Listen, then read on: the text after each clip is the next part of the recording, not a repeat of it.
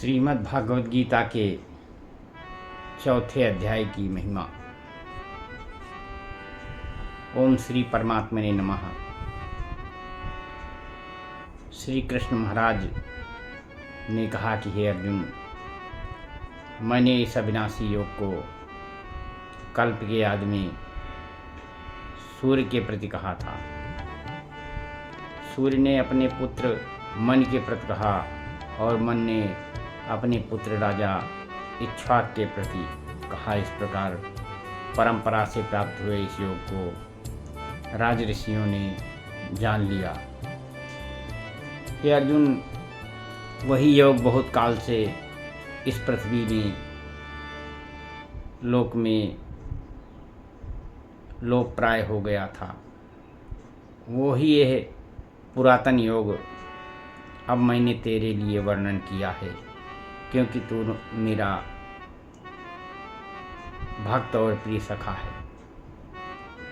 वह योग बहुत उत्तम और रहस्य अर्थात मर्म का विषय है। भगवान श्री कृष्णचंद्र महाराज के वचन सुनकर के अर्जुन ने पूछा कि हे भगवान, आपका जन्म तो आधुनिक था तब हुआ है और सूर्य का जन्म बहुत पुराना है, इसलिए इस योग को कल्प के आदि में आपने कहा था, ये मैं कैसे जानूं।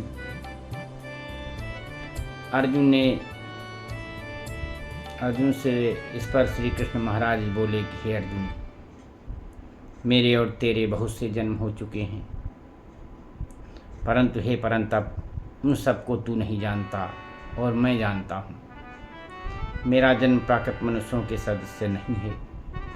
मैं अविनाशी स्वरूप अजन्मा होने पर भी तथा सब भूत प्राणियों का ईश्वर होने पर भी अपनी प्रकृति को अधीन करके योग माया से प्रकट होता हूँ। हे भारत, जब जब धर्म की हानि और अधर्म की वृद्धि होती है तब तब ही मैं अपने रूप को रचता हूँ। साध पुरुषों का उद्धार करने के लिए और दूषित कर्म करने वालों का नाश करने के लिए, धर्म स्थापन करने के लिए युग युग में प्रकट होता हूँ। मेरा वह जन्म और कर्म दिव्य अर्थात अलौकिक है। इस प्रकार जो पुरुष मुझको तत्व से जानता है वो शरीर को त्याग कर फिर जन्म को नहीं प्राप्त होता, मुझे ही प्राप्त होता है। पहले भी राग भय और क्रोध से रहित अनन्य भाव से मेरे में स्थित वाले मेरे शरण हुए बहुत से पुरुष ज्ञान रूप तप से पवित्र हुए मेरे स्वरूप को प्राप्त हो चुके हैं। क्योंकि हे अर्जुन, जो मेरे को जैसे भजते हैं मैं भी उनको वैसे ही भजता हूँ। इस रहस्य को जानकर ही बुद्धिमान मनुष्यगण सब प्रकार से मेरे मार्ग के अनुसार चलते हैं। जो मेरे को तत्व से नहीं जानते हैं वे पुरुष इस लोक में कर्मों के फल को चाहते हुए देवताओं को पूजते हैं और उनके कर्मों से उत्पन्न हुई सिद्धि भी शीघ्र ही होती है, परंतु उनको मेरी प्राप्ति नहीं होती। इसलिए तू मेरे को ही सब प्रकार से भज।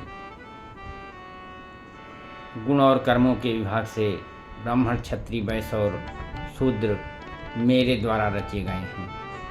उनके कर्ता को भी बुझ अविनाशी परमेश्वर को तू अकर्ता ही जान। क्योंकि कर्मों के फल में मेरी स्पृहा नहीं है, इसलिए मेरे को कर्म लिपायमान नहीं करते। इस प्रकार से मेरे को जो तत्व से जानता है वो भी कर्मों से नहीं बनता है। पहले होने वाले मोक्ष पुरुषों द्वारा भी इस प्रकार जानकर ही कर्म किया गया है। इससे तू भी पूर्वजों द्वारा सदा से किए हुए कर्म को ही कर। कर्म क्या है और अकर्म क्या है, ऐसे इस विषय में बुद्धिमान पुरुष भी मोहित हैं। इसलिए मैं वो कर्म अर्थात कर्मों का तत्व तेरे लिए अच्छी प्रकार कहूँगा कि जिसको जानकर तू अशुभ अर्थात संसार बंधन से छूट जाएगा। कर्म का स्वरूप भी जानना चाहिए और अकर्म का स्वरूप भी जानना चाहिए और निषिद्ध कर्म का स्वरूप भी जानना चाहिए, क्योंकि कर्मों की गति गहन है। जो पुरुष कर्म में अर्थात अहंकार रहित की हुई संपूर्ण चेष्टाओं में अकर्म अर्थात वास्तव में उनका ना हो ना पाना देखे, और जो पुरुष अकर्म में अर्थात अज्ञानी पुरुष द्वारा किए हुए संपूर्ण क्रियाओं के त्याग में भी कर्म को अर्थात त्याग रूप क्रिया को देखे, वो पुरुष मनुष्यों में बुद्धिमान है और वह योगी संपूर्ण कर्मों का करने वाला है। हे अर्जुन, जिसके संपूर्ण कार्य कामना और संकल्प से रहित हैं, ऐसे उस ज्ञान रूप अग्नि द्वारा भस्म हुए कर्म वाले पुरुष को ज्ञानी जन भी पंडित कहते हैं। जो पुरुष सांसारिक आश्रय से रहित सदा परमानंद परमात्मा में तृप्त है, वह कर्मों के फल और संग अर्थात कर्तव्य अभिमान को त्याग कर कर्म में अच्छी प्रकार बरतता हुआ भी कुछ भी नहीं करता है। जीत लिया है अंतःकरण और शरीर जिसने, तथा त्याग दी है संपूर्ण भोगों की सामग्री जिसने, ऐसा आशा रहित पुरुष केवल शरीर संबंधी कर्म को करता हुआ भी पाप को नहीं प्राप्त होता है।